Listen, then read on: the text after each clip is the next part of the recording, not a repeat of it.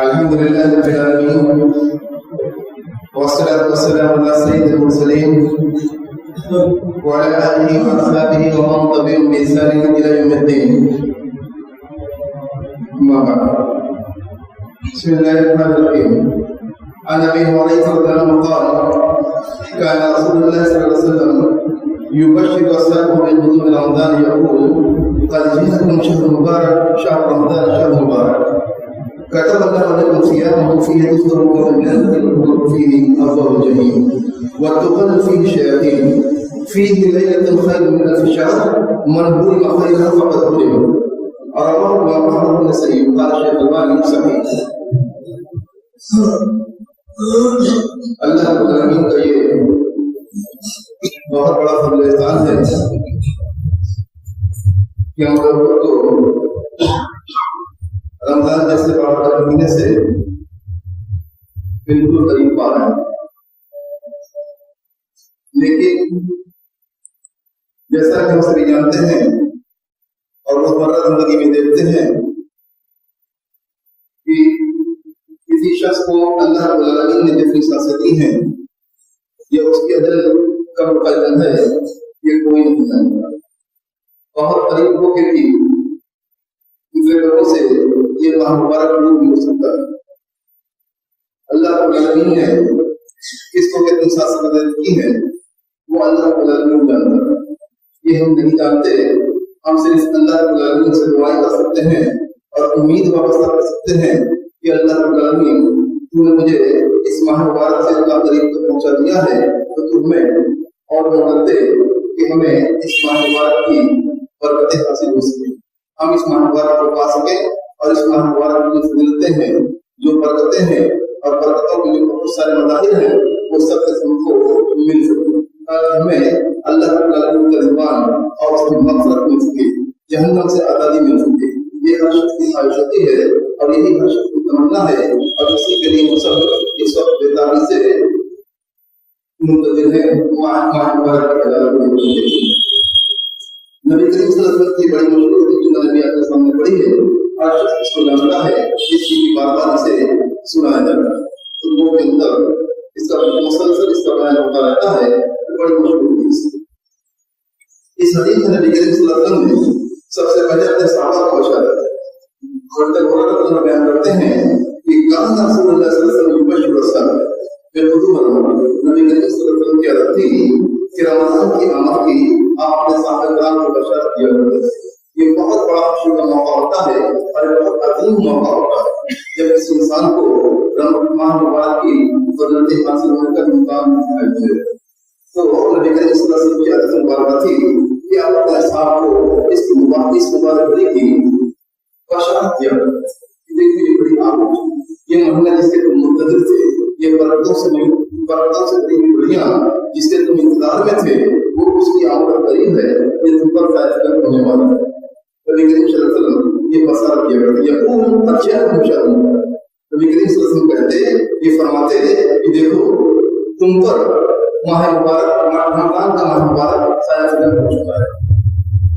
نبی کریم صلی اللہ علیہ وسلم کا صحابہ کرام سے یہ کہنا یہ اس بات کی دلیل ہے کہ مسلمانوں کو اس کی خوشی ہونی چاہیے، اس کا انتظار ہونا چاہیے اور اس کی آمد پر انسان کو پوری تیاری سے خود کو آمادہ کر لینا چاہیے کہ اس کی برکتوں کو کیسے ہم اپنے دامن میں سمیٹ لیں.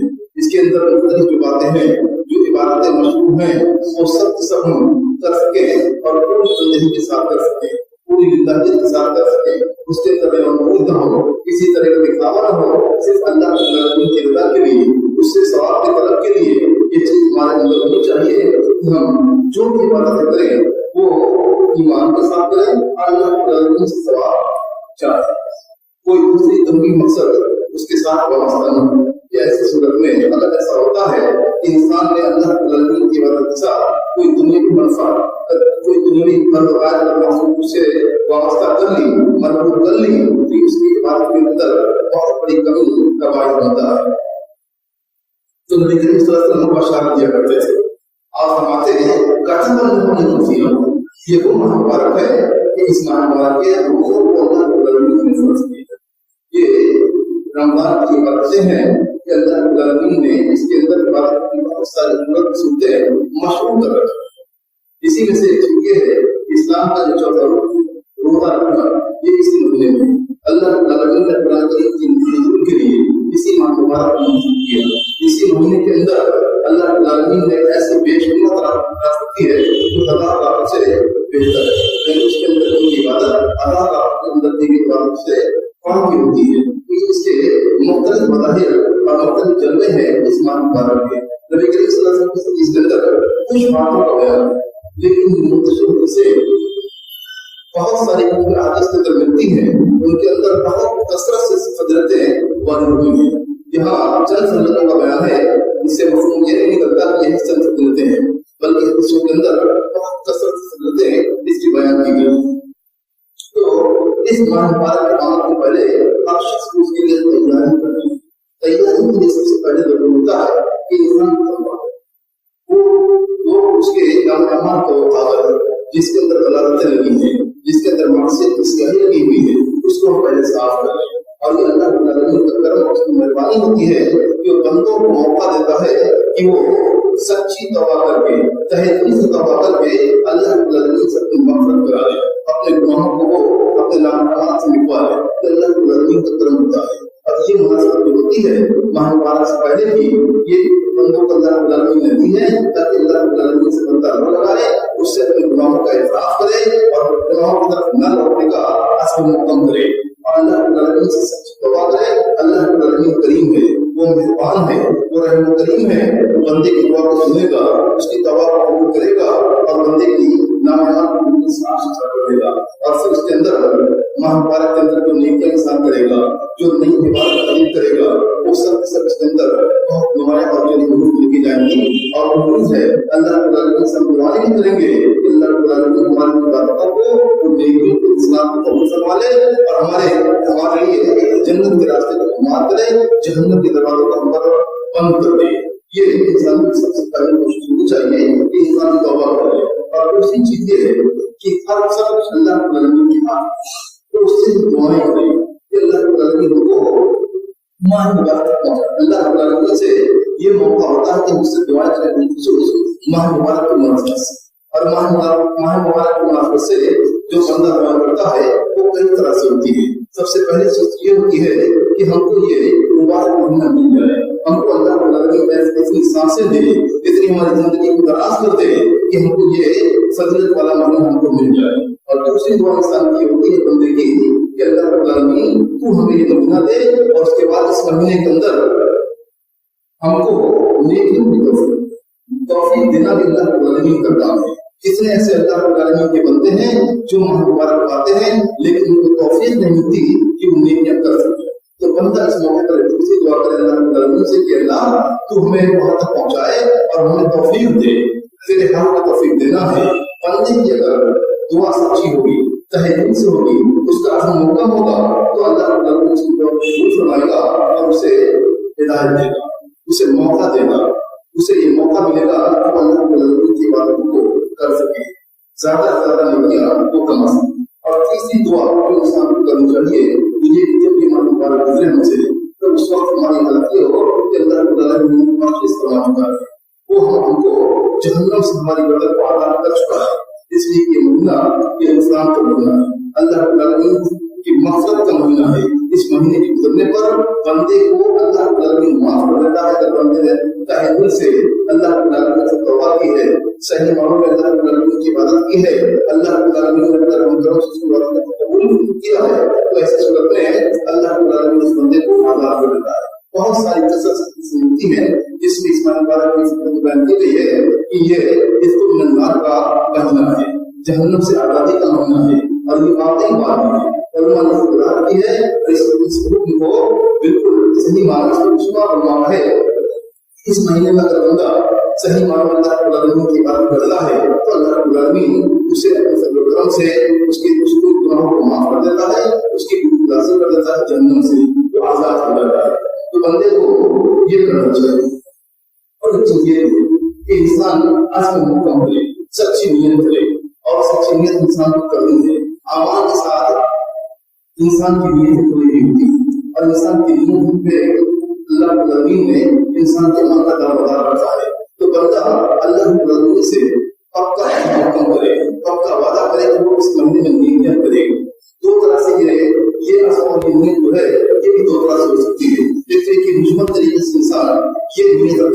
کہ ہم کو اس مبارک میں کثرت سے نیکیاں کرنی ہیں، اور دوسری صورت اس کی یہ ہے کہ مفصل طریقے سے اس کی تحقیق کرے اس وقت ہم کو کیا کرنا ہے، اپنا ٹائم ٹیبل بنائے، اپنے لیے کوئی لاہور بنائے کہ ہم کو اس وقت دنوی کام انجام دینا ہے، اپنی روزی روٹی کے مسائل کو حل کرنا ہے، اس کو مضبوط کرے، اس کو مرتب کرے، اور نیکیوں کے لیے، تلاوت کلامات کے لیے، اللہ رب العالمین کے ذکر کے لیے، تراویح کے لیے، نمازوں کے لیے اور دیگر عبادتوں کے لیے وہ اوقات کو اس طرح سے مرتب کرے، اس کا عزم کرے، انسان پلان کرے اور عزم کرے، نیت اس کی پکی ہوگی تو اللہ رب العالمین اسے اجر سے نوازے گا۔ امام احمد بن حنبل رحمہ اللہ نے اپنے بیٹے عبداللہ سے کہا، یا عبداللہ انی الخیر فإنک من تعمل فنیۃ الخیر لنا۔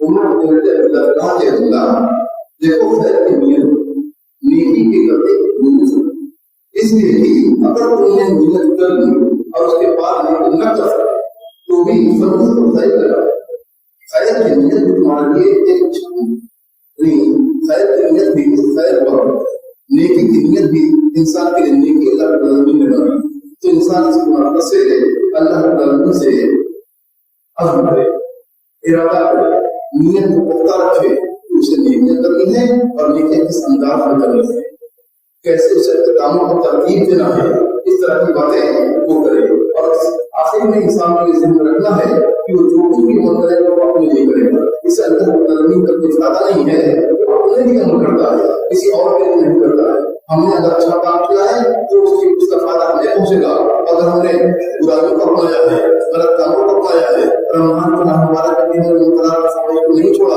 ہمارے زبانیں بے لگام نہیں، ہماری آنکھیں ادھر ادھر گھومتی نہیں، اور ہم حلال حرام کی تمیز سے ویسے ہی بے پرواہ ہے، یہ تمام باتیں رمضان کے مہینے میں ہوتی نہیں، تو یہ ہمارے لیے بہت بڑی ندامت کی شرمندگی کی اور بڑے سارے بات ہوگی، جس پر انسان آخر تک افسوس کرے گا اور دنیا میں اس کا بہت بڑا حساب انسان کو جھیلنا ہے۔ اللہ رب العالمین نے فرمایا کہ ہمارے صالح سے نفسی وہ ہمارا ہے، جو شخص نیکی کا کام کرتا ہے وہ اپنے لیے کرتا ہے، اور جو گناہ کرتا ہے اس کا وبال بھی اسے کو جھیلنا ہے۔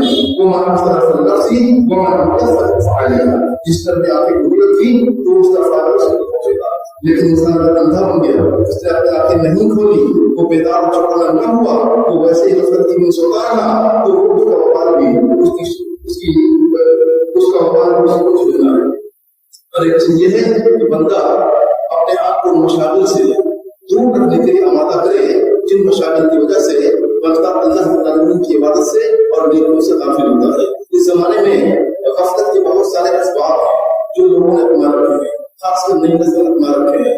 ٹی وی پر بچوں کو دیکھنا، تواصل پر دوسروں سے پہ رہنا، فیس بک کا استعمال، اس طرح کی چیزیں اس کثرت سے کرتے ہیں کہ ان کے اوقات بہت کثرت سے ضائع ہوتے ہیں۔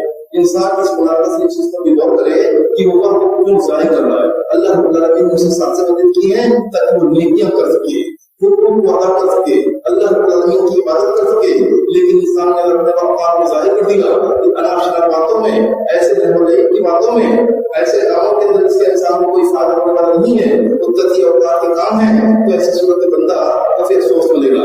اس ملاقات سے یہ بھی اللہ انسان کو پتا ہے کہ کس طرح سے وہ ان مشاغل سے، ان کاموں سے، ان اسباب کی طرح سے اپنے آپ کو دور رکھے جو اس کو روکتے ہیں نیکی کے کاموں سے، عبادت سے، اللہ رب العالمین کی عبادت سے، اس کے ذکر سے روکتے ہیں۔ اور اس ماہ کی مناسبت سے اس چیز کو یہ سمجھیں کہ یہ مہینہ، اس مہینے کا قرآن کریم سے بہت گہرا تعلق ہے۔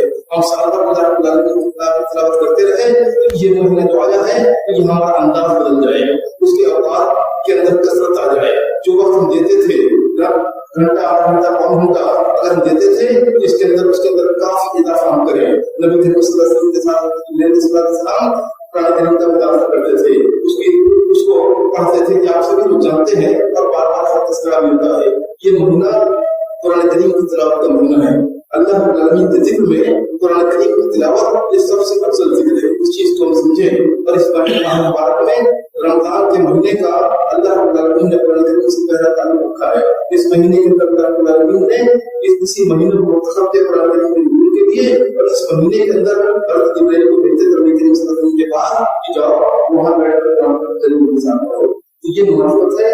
ہمیشہ سے سلف صالحین نے یہ طریقہ رہا ہے کہ اپنے کام کو چھوڑ کر रमजान के महीने में यानी ये जो काम होते थे, जो अल्लाह की तरफ हुआ करते थे, वो उसे भी वो छोड़ देते थे और उसे छोड़कर वो तलाक कलाम ले जाए। इसलिए इस महीने का कुरान करीम की तरफ से गहरा शर्त है। अल्लाह रब्बुल आलमीन से बच्चों को इस माहवार को पहुंचाए, इसकी बरकतों को हासिल करने की तौफीक दे और हमें जब ये महीना गुजरे तो हमारी जन्नत से हमारी आदतें लिख दे। अल्लाह रब्बुल आलमीन हमारी इबादत को कबूल फरमाए। ये चीज हमारे ध्यान में होनी चाहिए कि हम जो कुछ इबादत करते हैं उसके अंदर बड़ी कमियां होती हैं। हम कभी अपनी इबादतों पर मगरूर न हो, कभी उसे हम कसरत ये ना समझे कि हमने बहुत ज्यादा कर लिया है। जितनी भी हम करते हैं वो कम है और उसके अंदर बड़ा नक्श होता है। ये अल्लाह रब्बुल आलमीन का करम, उसकी मेहरबानी की सूरत है कि वो उसे अपने मेहरबानी करके उसे कबूल फरमाता है तो हमारी हल्की फुल्की इबादतों को बदल मिल जाता है और वो पाबंद बन जाती है। ये अल्लाह रब्बुल आलमीन का करम और उसकी मेहरबानी की सूरत है। तो हम जितना भी करें उसे कम समझें, जितना भी कर लें उसे नाकिस जाने। अल्लाह रब्बुल आलमीन से दुआ करें कि उसे बदल दे दे, हमारी इबादतों को कबूल फरमा ले। अल्हम्दुलिल्लाह रब्बिल आलमीन।